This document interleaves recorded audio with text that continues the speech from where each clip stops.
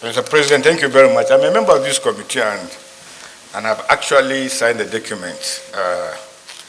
And I do not have a particular problem with this particular clause, except where the National Assembly and its leadership intends to touch the budget, especially when it once increases the budget to meet the yearning and aspiration of Nigerians. This particular clause comes to play because the exchange rate actually signifies the intention of the $26 trillion naira that the executive seeks to achieve. My problem with the passage of this particular clause as a member of the National Assembly is where the National Assembly intends to increase, this particular clause becomes readily available, sufficient to deal with it, the benchmark. So if we pass this one as it is now, the chairman of two appropriation committees and my chairman, they are there, but let's not be in a haste to look at these figures, because even when the executive brought these particular proposals, they do not, in my opinion, brought any tangible economic reason as why this thing should remain. But since the two chairmen are here and the JSP is here, maybe he can educate us more. I'm just concerned that if you want to put the budget up, this is the clause that we'll use. So, speak my mind, where that affects lawmaking body of this country. Even these subsidiaries, like I said, I'm a member of co-join. Who are they? Who are they? Have they been named? So what we need to do, sir, in times like this, that there is no clear-cut definition of these subsidiaries, stand down this particular resolution, and then you can investigate. Stand it down, because it may be fatal to what we are trying to achieve. NAFOS came. NAFOS as a body came, and questions were raised as to where are these people operating. NAFOS said they don't know about them, but they may be rivals to NAFOS, and somewhere, somehow, they are also using government offices occupied by NAFOS and some other states. So what I think we should do, like Asuko, let's drop it. It doesn't change our MTEP by anything. Drop it and then investigate, sir. Senator Jeremy.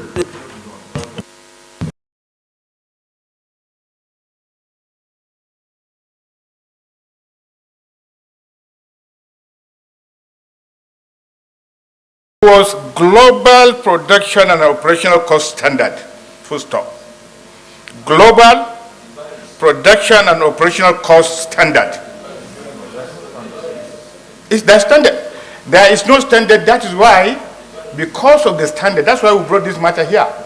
I'm a member of the committee. And wait, you are the one who brought it, and you said ANPC has the highest. How did you verify it? Because we have been told what happened to other clients, and that's why you brought it. So if there is no global standard, why are we not bringing it? Like I said we are going like this. So the Senator. Mr. President, I came about this particular video precisely about 17 days ago, and when I saw it, it was so disturbing. And I had the cause to share this video in some of our Senate platforms. And the reason why I did what I did in sharing is to look at the comments after sharing the video of Nigerians about what is happening to Nigerians outside Nigeria, regardless of the crime committed. I think, looking at Nigeria, the cornerstone of our foreign policy is Africa. The nexus of our foreign policy is Africa, which means wherever an African is affected Nigeria should have a voice. Talk less of when Nigerians are actually the ones that are the recipient. However, it is imperative to look at this motion from two sides of the coins. I look at the body of the motion, and I think there are some of the aspects that we shouldn't have put in the motion. Particularly some things like they did not commit any crime, they have committed no crime, and they have no conviction in this regard. I think we should be very careful about sentencing or confirmation of a crime that is not there, or a crime that has not happened. But the press have actually captured the essence of this motion. Investigate, and then let's have the facts on the ground. It is important to say we must make sure that Nigerians are not, do not suffer undue consequences. But it is equally important, Mr. President, to warn Nigerians not to commit any crime. Even here, talk less of outside, because they are not going to be covered. There will be no leniency when you commit a huge crime. When you go through the comments in the social media, what happened, what I have seen, the narrative is that this crime has to be associated with drugs. And that is very, very serious. Therefore, committing this thing to investigation is the only way out. And I think the Senate should be commended by looking at this thing and not sweeping it under the carpet. If you go by the comments of Nigerians and other Nigerians about this matter, people are trying to sweep it under the carpet. But we must investigate it, and we must make sure the Ethiopian authority do not take us for a ride. If it happened that these Nigerians have not committed any crime, then there is a diplomatic solution to it. Considering that Ethiopia is an African country, we must be able to balance the delicate balance in this particular thing. And I support this motion. These prayers are apt, and we must be able to get a reply after the investigation. Thank you, Mr. President. So this is... And I come from Bauchi Central, Bauchi State. Mr. Chairman, let me join you in welcoming the nominees and in congratulating all of them for this very historical assignment. Mr. Chairman, if you scan through, and the nominees scan through, they will see senators from all over this country remaining up to this time in order to create an opportunity for the nominees to understand that the problem of Niger Delta is a problem of Nigeria. And that is why you see more Nigerians, the indigenous Niger Delta here present.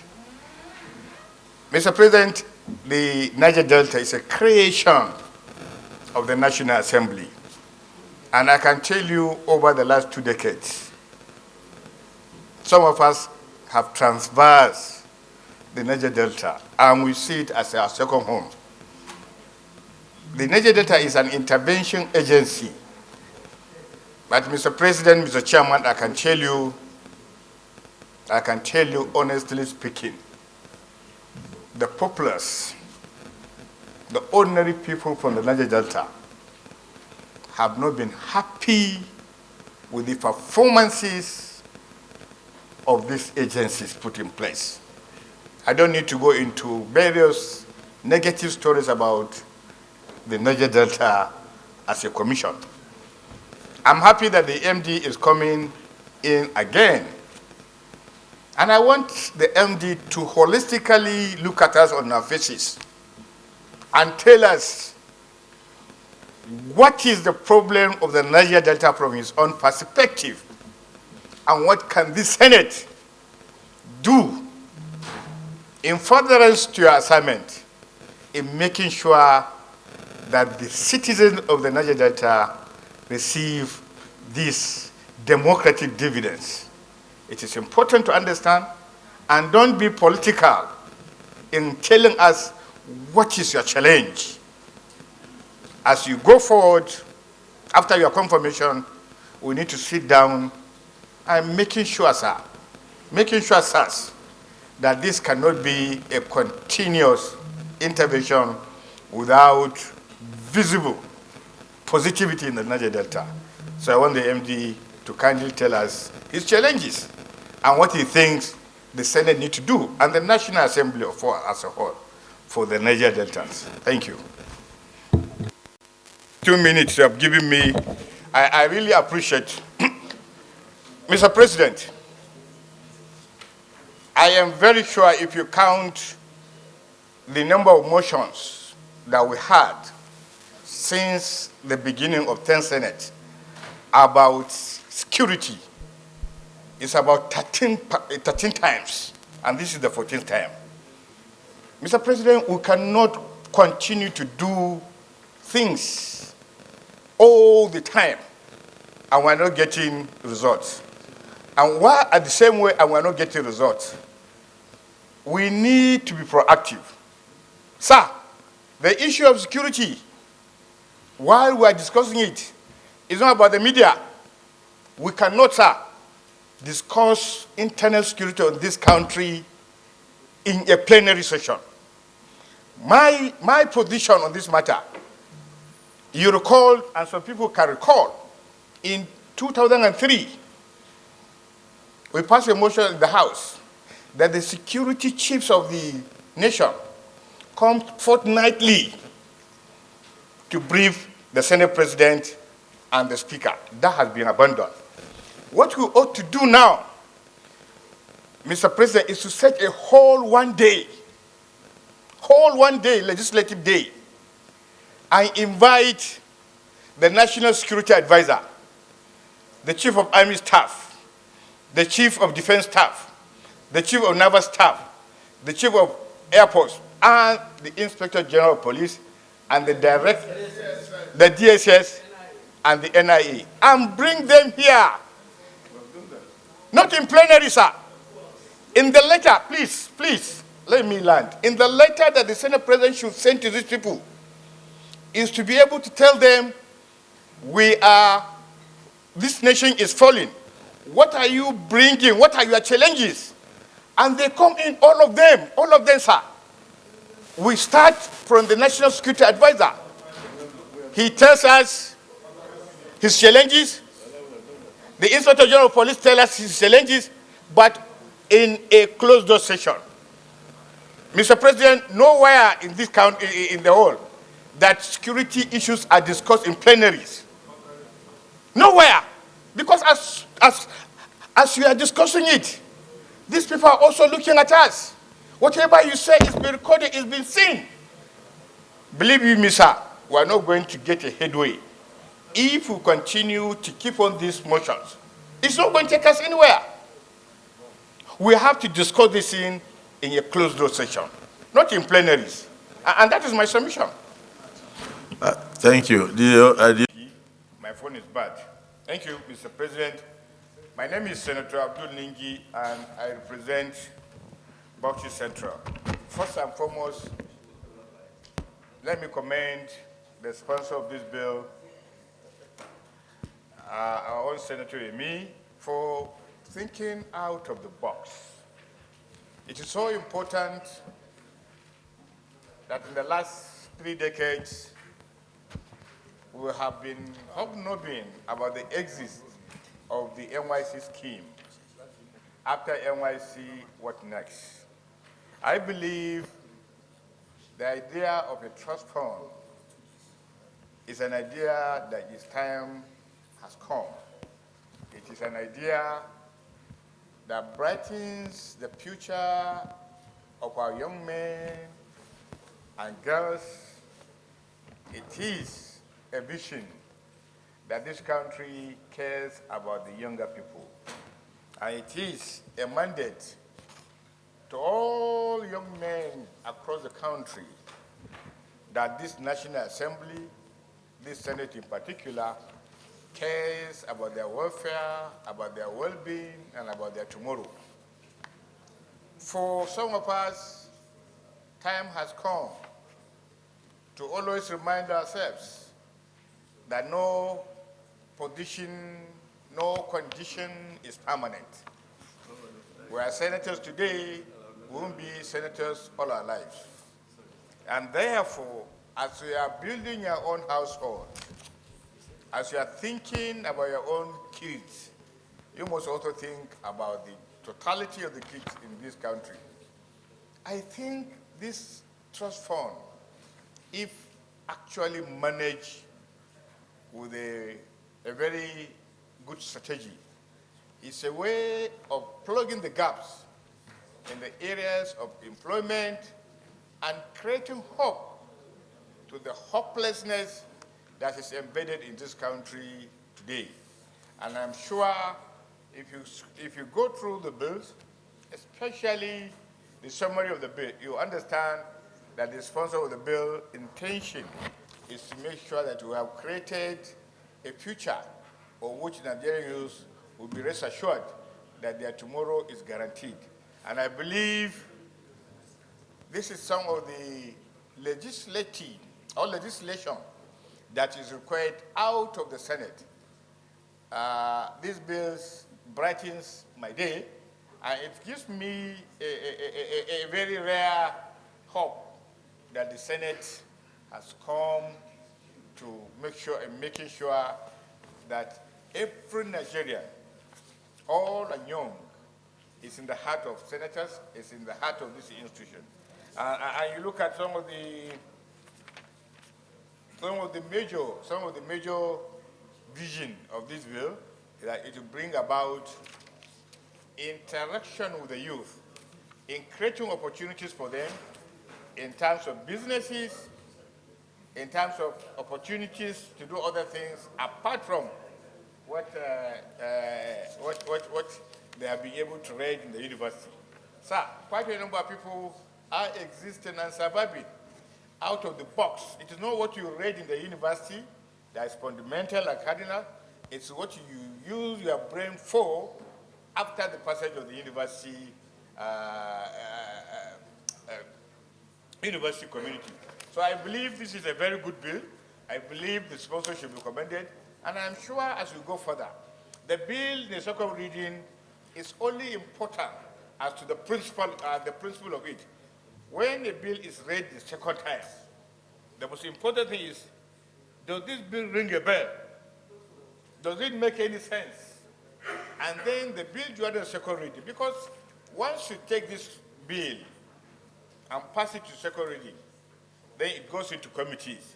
Then the committees will have a public hearing, and from there, you see the bill is penetrated in a manner that will actually comprehend what is actually needed. Even what is missing in the prior thinking of the bill that is not encapsulated here. But as the bill transits to the third reading, the bill becomes a very, very important tool for national development. And I'm sure this bill has passed that standard. And I encourage my dear colleagues to look at this bill with an open mind. It may not be perfect, but it's something that we must ponder and something that we must support. Thank you very much, Mr. President. Distinguished colleagues, my name is Senator Abdul, Ningi, and I represent Bauchi Central. Mr. President, I am preparing you to order 42, 41, and 51. By your leave, let me first take 42. By the indulgence of the Senate and the leave of the Senate President of the Senate, a senator may make a personal explanation, although there be no question before the Senate, but no controversial matter may be brought forward or may be debate arising from the explanation. The terms of the proposed statement shall be submitted to the detail of the President of the Senate when his leave to make it sought. Mr. President, I had a 1-minute discussion with you yesterday after I met the Senate leader who called my attention that I busted out of the Senate chamber and banged the door. Truly, I was angry yesterday, but I'm also a parliamentarian. Yesterday wasn't the first time that they been stepping down items in the order paper. But truly, when I went out, I remember opening the door, but I didn't remember closing the door, let alone banging it.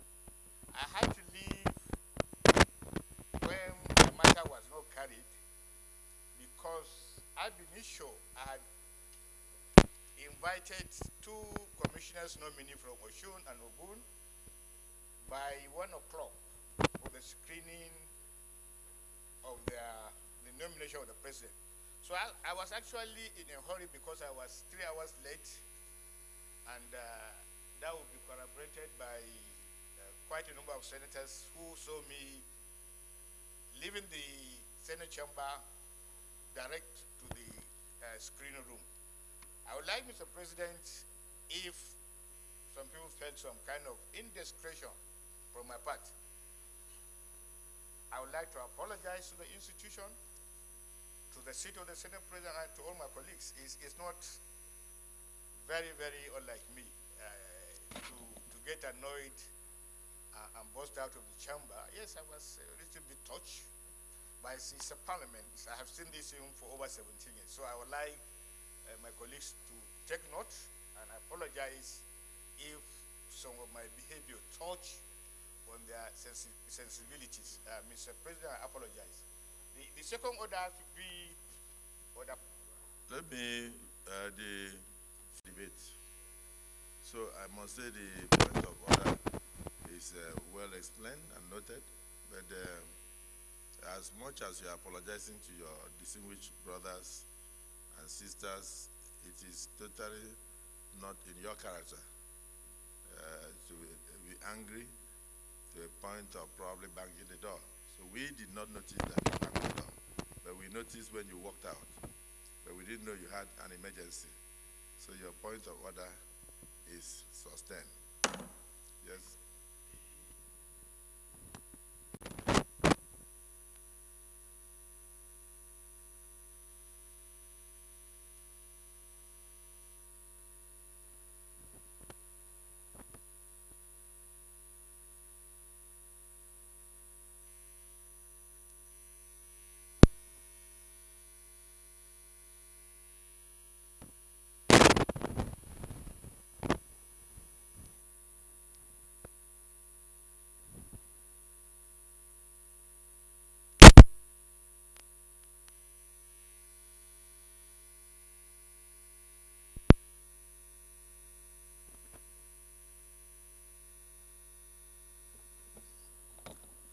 Which says dispensing with notice. Notice shall not be dispensed with in the case of a motion or in respect of any other proceeding for which matter is required except with the consent of the President of the Senate and the general assent of the senators present. Mr. President, one of the biggest emirates in my constituency, Misau constituency, had a very terrible, disturbing fire outbreak. The market that had been in place for close to 100 years was engulfed in an inferno of a very, very high magnitude. And because of the time, and because of the concern, I see it imperative that I bring this thing forward to the Senate. The Senate takes a look at it. As always, the Senate always look at the human face of a particular matter.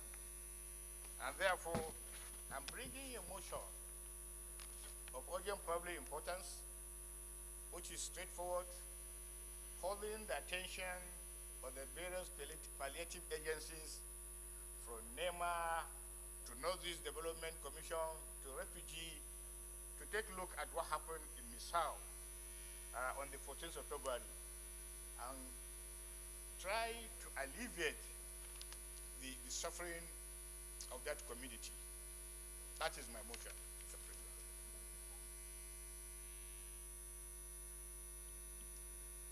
And I felt it touches on the lives of Nigerians, and that you could bring it up for us to look at. So it means if the Senate is well disposed to it, we will take the motion by Senator Abbas, which was referred to today, and also even take a look at yours the same day. Is that the disposition of the Senate? Those in support that we take this motion as urgent, say aye. Those against say nay. The ayes have it. So this, Senator Abbas, proceed to move your motion and deal after Senator Ningi. Thank you, Mr. President. Distinguished colleagues, I'm Senator Aminu Iyaba. Bring this matter before this very, very honorable House. Note that a devastating fire disaster has fallen the Asian South Central Market in my constituency of Bauchi State on the 14th of February 2024, resulting in a substantial loss of goods and property of my constituents. Recall, sir, that the South Central Market had for centuries been a hub of economic activity, serving as a crucial marketplace for both local businesses, sustaining the livelihood of the many communities around. The recent fire outbreak has not only disrupted the economic fabric of the community, Mr. President, but has also left countless families in dire need and distress, especially at this critical time.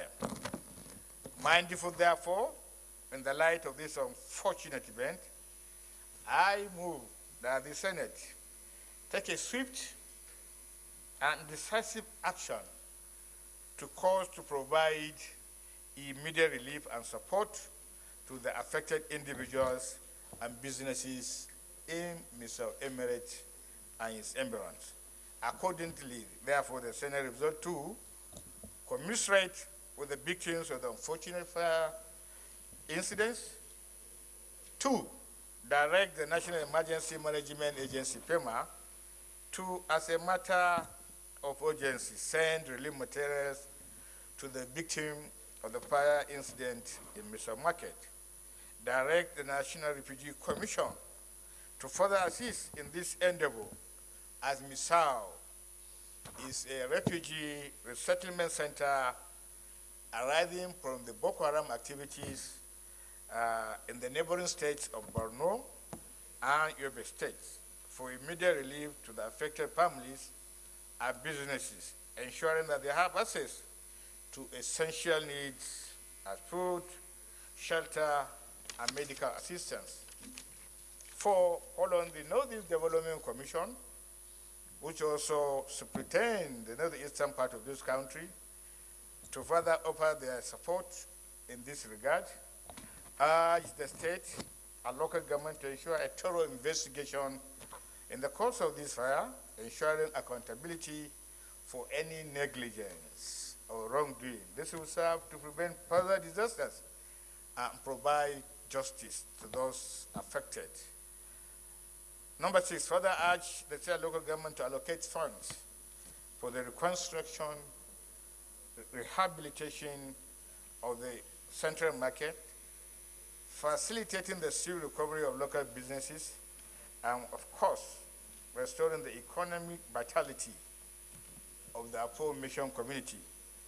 called for community engagement with affected community, providing counseling and support to help them rebuild their lives and businesses.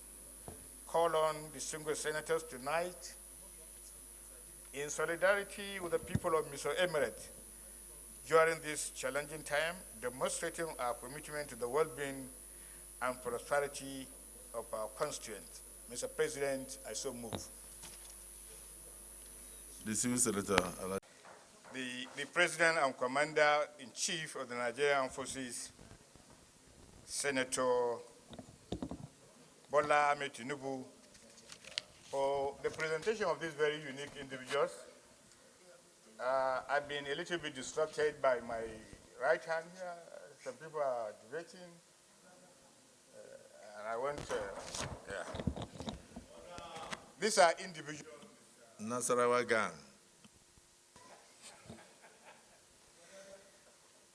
These are individuals, Mr. President, that I believe that the President took time to scrutinize them and nominate them for this very important assignment.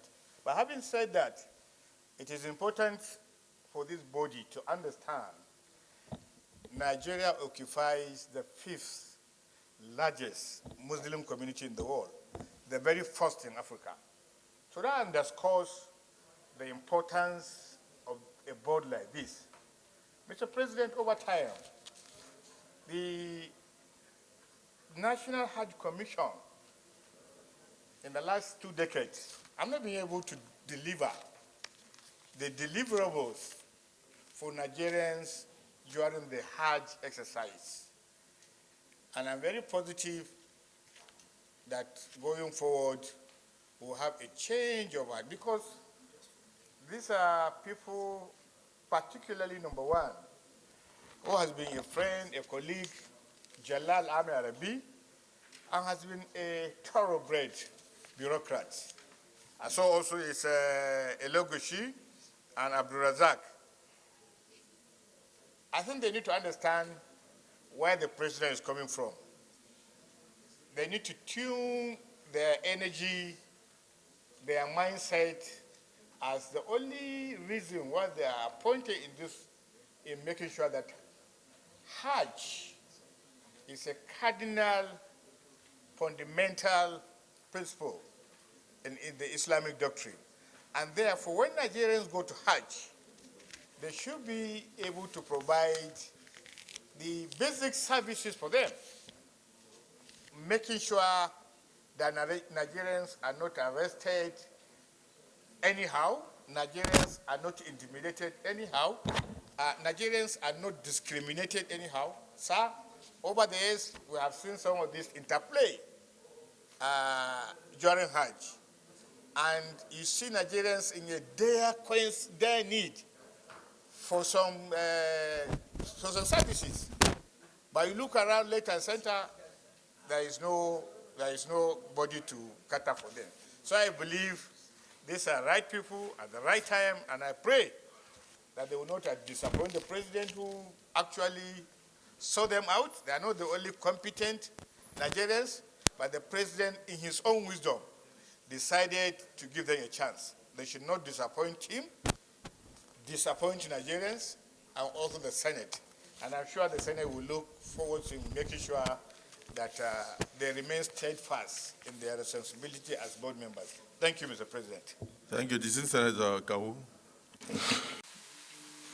Thank you, Mr. President. My name is Senator Abdul Ningi, and I represent Bauchi Central of Bauchi State. Mr. President, I was about going out, having actually waited all this long to speak on this very important motion. And then, kindly, the leader of the Senate said this motion should be taken. And this is a motion that should concern everybody, especially the representative of the people. You mean the Senate resolved that the motion be taken? The Senate resolved through the motion of the Senate leader and by the leave of the Senate President that the motion should be taken. Now I'm talking. This is a motion of this nature should not escape Parliament and parliamentarians. You recall a long time ago, at the end of the 18th century, the famous socialists, Hegel, Karl Marx, and Lenin, were predicting the fall of the necessary fall of capitalism. Little did they know, developing countries took notice of the huge contradiction in the capitalist system. And what the developing countries did is to be able to look at the gaps between the haves and the have-nots and bring about issues of welfare, human kindness. And they forgot about the entire profit that is actually associated with capitalism. Pension for workers, good life for workers, the ability for Nigeria, for humanity to survive as they are. These are things that Marxists did not predict, did not foresee. And therefore, if you look at the developing countries, beginning from the United States, to UK, to Belgium, to Singapore, to South Korea, to Japan, what actually sustains their system is taking care of their elderly, is making sure that once a child is born, he doesn't need to steal, he doesn't need to be corrupted, because at the end of his twilight of his life, there'll be something for him until he dies. This has not been actually taken care of by most African countries, and especially Nigeria. And it is important, Mr. President, that for us to reduce corruption and the evils that partakes in our society, one of the things we must be able to make sure that we do is to put in place pensions and the ability of livelihood that me and you, when we get that age, and we are very near that age, that will be comfortable, that we are not going to die in penury, that the society appreciates us, that the community appreciates us. Today, sir, there is no state in the whole federation that are not owing pension to pensioners. And of course, in the national budget, you see a huge amount of money, year in, year out, being chunked out to take care of the aged, our senior citizens, who made Nigeria possible for us to be where we are. And in spite of that, a lot of us have forgotten about it. And it is a very necessary road. Everybody will be there. I'm very happy that Kelvin has brought this to attention. And I'm sure, because of time constraint, this is a motion deserving of every legislature to say one thing or another about it, because it concerns all of us. It concerns the aged, it concerns the middle age, like the Senate President, it concerns the younger people, the journalists, and everybody. So I think it is important to first commend Calvin for bringing, reawakening our consciousness, our duty to our country. This is a very important motion, and I hope my committee, the Committee of Legislative Compliance, will go ahead and making sure that by the time we pass this motion, we should follow it up within the national framework, and urge the states to also to look back and reflect the importance of this motion. I so second, Mr. President. Well, the motion has been moved and seconded. Just one observation on my part, if you allow me. The Senate President is not in his middle age. If I'm in my middle age, it means you are expecting me to live to 120 or 130 years. And if I do so, I won't recognize food.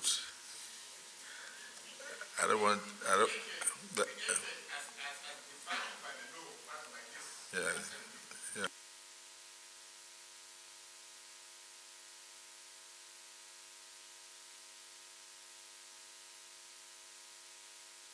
Well, it's important you call me an elder statesman. Because if you say middle age, it means you're expecting me to stay to a point when I see food, I start crying. I don't want that. That means I don't recognize it as food. Well, having heard your contribution, I must also join you to thank distinguished Senator Chukwu Kerofil. But just one observation. If you look at the paragraph 1, 2, 3, 4, 5, 6, further aware that the administration of pension fund has been emerged in unprecedented corruption. We haven't investigated to conclude that. So I would think that we should just make a slight correction there for the record, that it should be further aware that the administration of pension fund or funds has been allegedly emerged in unprecedented corruption. Is it the view of the Senate that the word allegedly be added so that it will not be too conclusive? Those in support say aye, those against say nay. The ayes have it. Now, there is Senator Binus. I would have loved Senator Hosanna to say something. My name is Senator Ningi, and I represent Bauchi Central, Bauchi State. From the onset, let me commend Senator Asuko for this very, very, very important motion and very timeless. Mr. President, yesterday, the AIT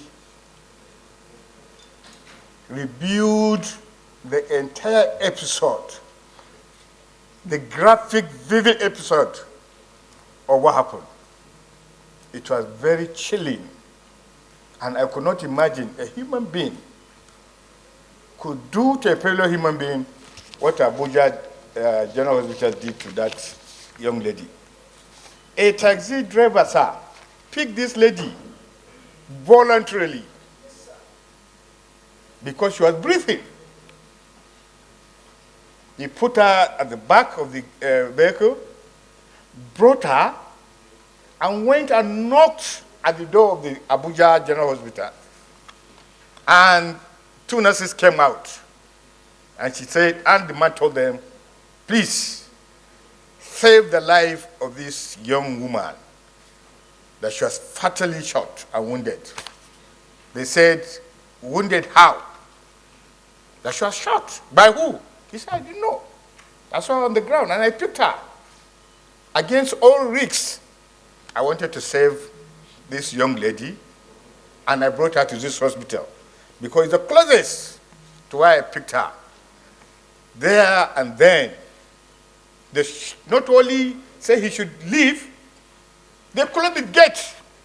They shut the door to the hospital. They shut the door. And the man was shouting, this guy will die. Nobody from the hospital came out to say anything until when the girl died. And the man didn't even know what to do. AIT showed complete picture of what happened. When Senator Asuko raised this matter of urgent public, I didn't know it was that graphic. And it was on video. I think what we need to do, in addition to the prayers, is to make sure that the hospital is charged for manslaughter.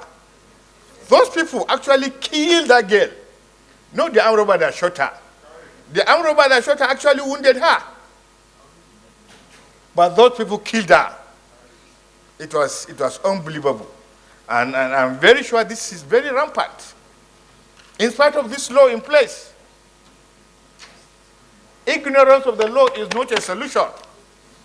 That you didn't know. The law is in place. And therefore, we should do whatever we can as a Senate in making sure that the Abuja National Hospital pays for this manslaughter. Maitama Hospital. It's unbelievable. I've never seen anything like that. Yes, point of order. President, you are not the Senate President, please. Don't talk to me like that.